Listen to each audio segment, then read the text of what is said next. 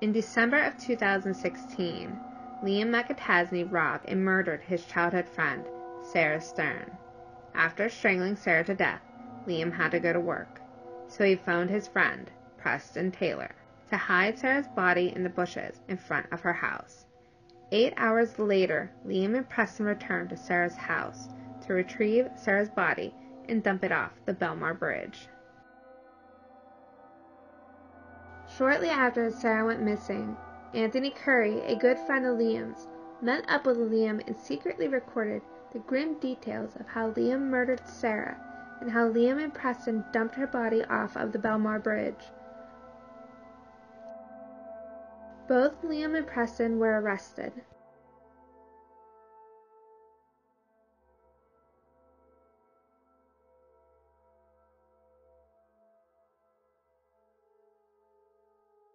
Your Honor, this defendant, after Miranda, gave a statement indicating that he was aware that his roommate at the time, the co-defendant in this case, committed the crime of murder. He was also aware that his roommate, the co-defendant in this case, had planned out the execution of this little girl for at least 6 months prior to the crime's commencing. On the date in question, he received a phone call from his roommate indicating, "I'm at the bank, I'm going to do it now, I'm going to take her out." According to this defendant's statement, taking her out meant to strangle her. He was at work, he returned from work and was home in the residence that the two men shared together. The co-defendant came home and said, "Dude, I did it, we'll go there later, but I need you to go there now and hide her body, remove it from the house, and look for my cell phone, which I left there." At some point after his roommate, the co-defendant in this case, requested him to go to the victim's home, he did. He went to the victim's home, he found her body, he looked through the house for his co-defendant's cell phone. He then took her body, removed it from the residence, and left it under a bush. He left the residence without the phone, went back to his home that he shared with the co-defendant. His co-defendant, who had been at work, came home, asked him, "Did you do it?" He said, "Yes, but I did not find the phone."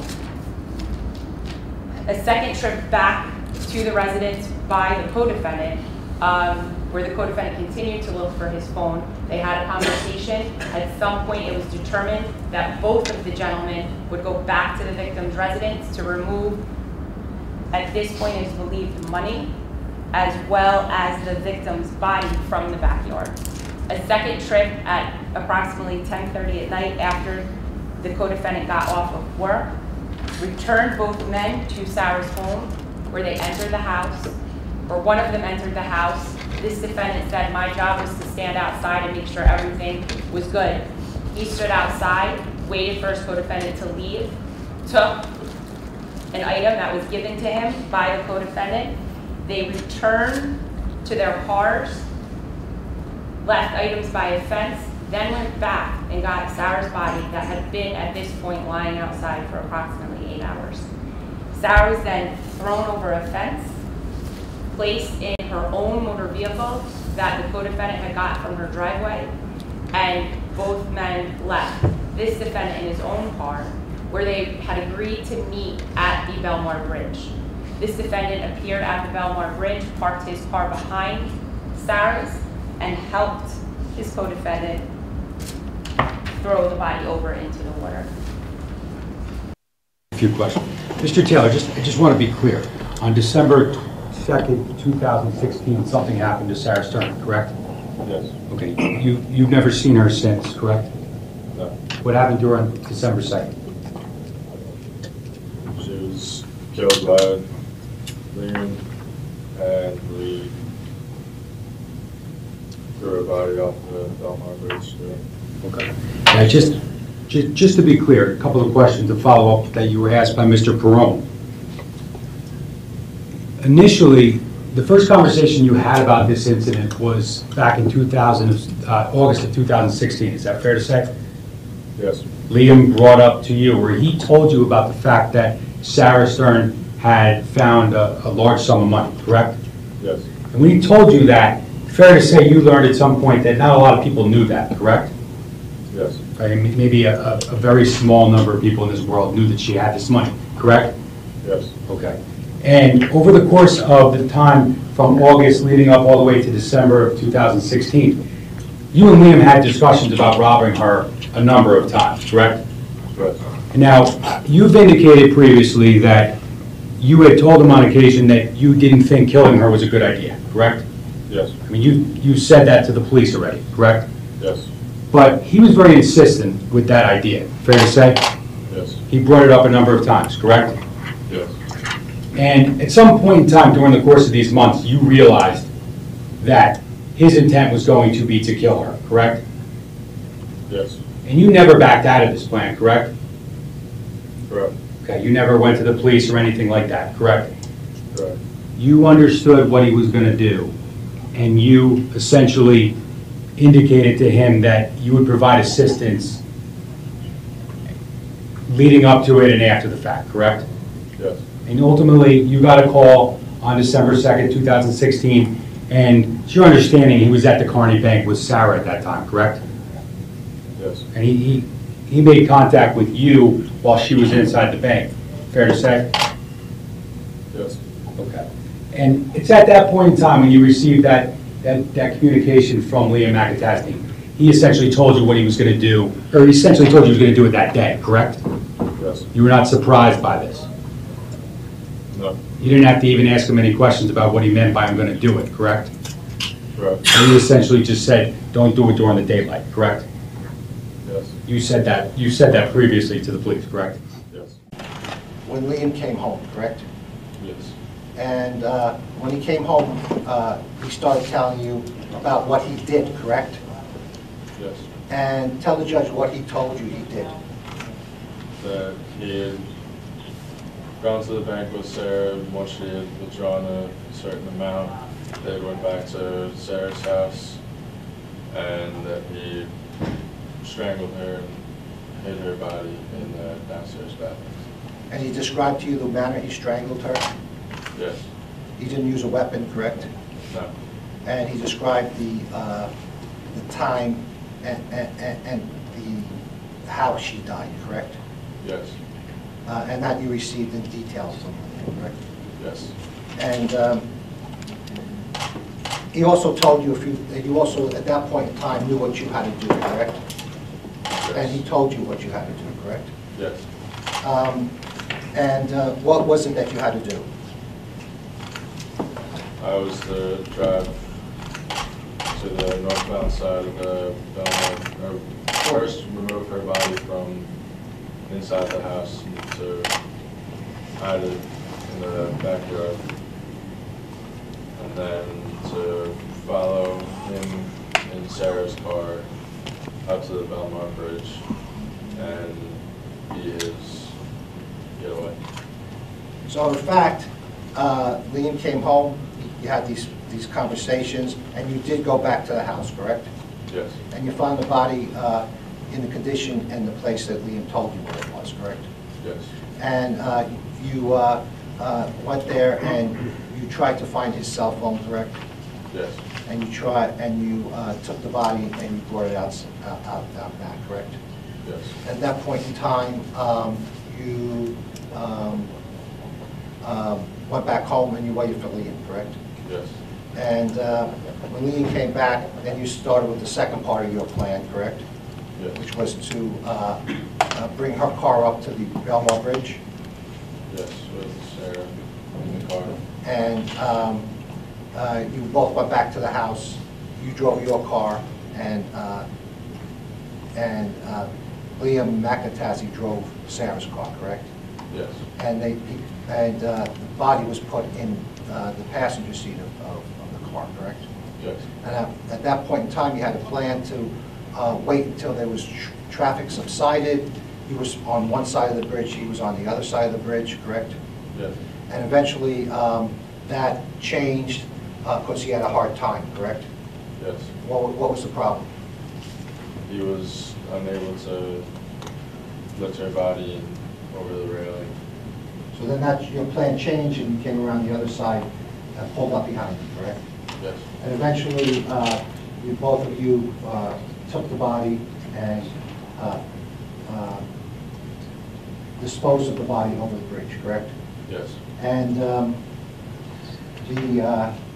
you're certain that the body went over the bridge, correct? Yes.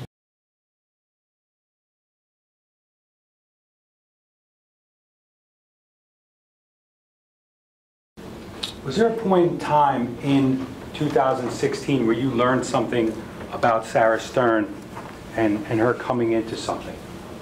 Yeah, I learned that she found a shoebox full of money at her house in Avon. Did you ask any questions about that money when you first learned about it?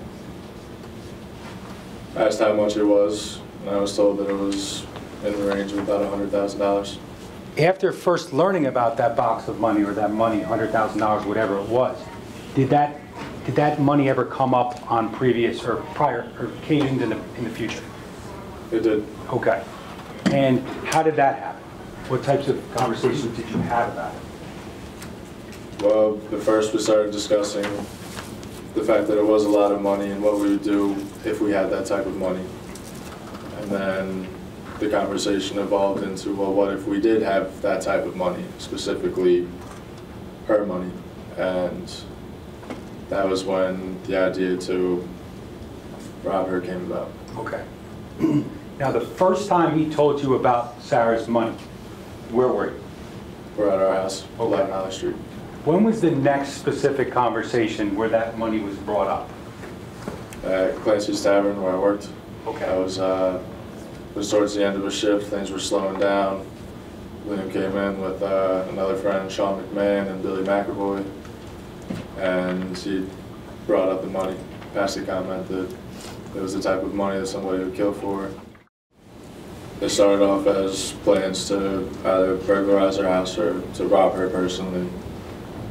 And over time, the conversations progressed to killing her in order to obtain that money. Specifically decided that Liam would strangle her. Any other way, any type of weapon would have been too messy, would have left a whole lot of evidence.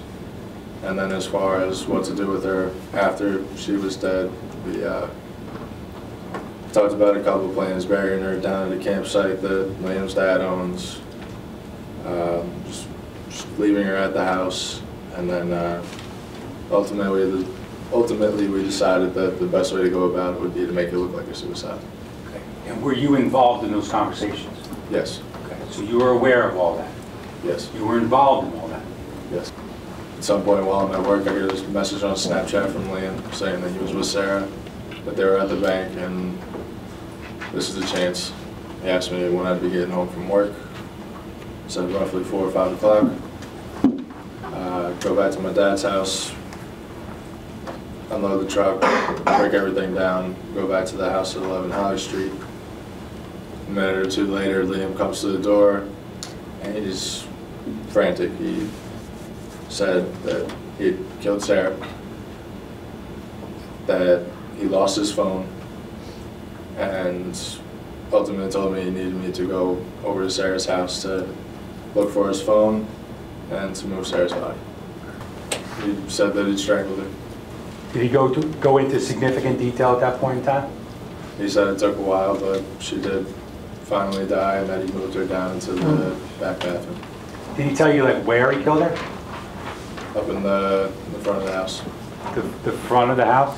Yeah, Front of where they were leaving to go out the front door, and as she was about to walk out, he grabs her from behind and strangles her. He told you that? So, Does he, and I think you said it, but does he ever at that point in time while you guys are, kind of waiting for the traffic to die down, does he ever more specifically tell you about what he did to Sarah earlier that afternoon? yeah, he went into detail about how he killed her, said that he strangled her, that took quite a while for her to actually stop breathing, about a half hour, and in the process she peed herself, she vomited. When she started throwing up, he stuffed a scarf down her throat, and all the while she said his name a couple times. She said his name? Is that what he said? Yes. wait till there's 2 cars that drive by, and then I get out of the car, I run up.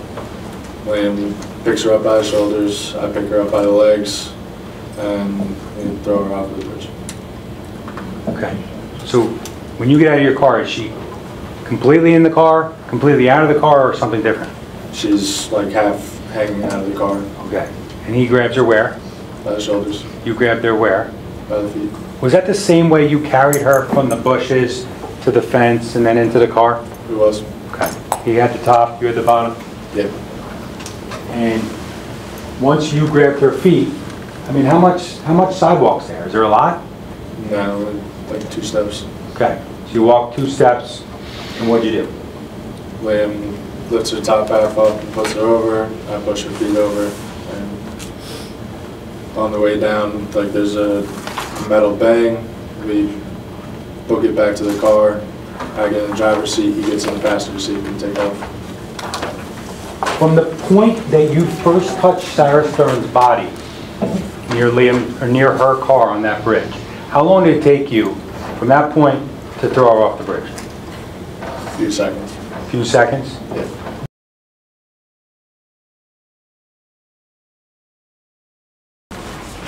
He told me he was going to meet up Sarah. She found his money, and they were going to count it together. He was going to choke her out, bring her to the bridge, throw her off. And Preston was going to drive the escape vehicle, and they were going to bury the money and leave the keys and the ignition and make it look like she killed herself. Okay.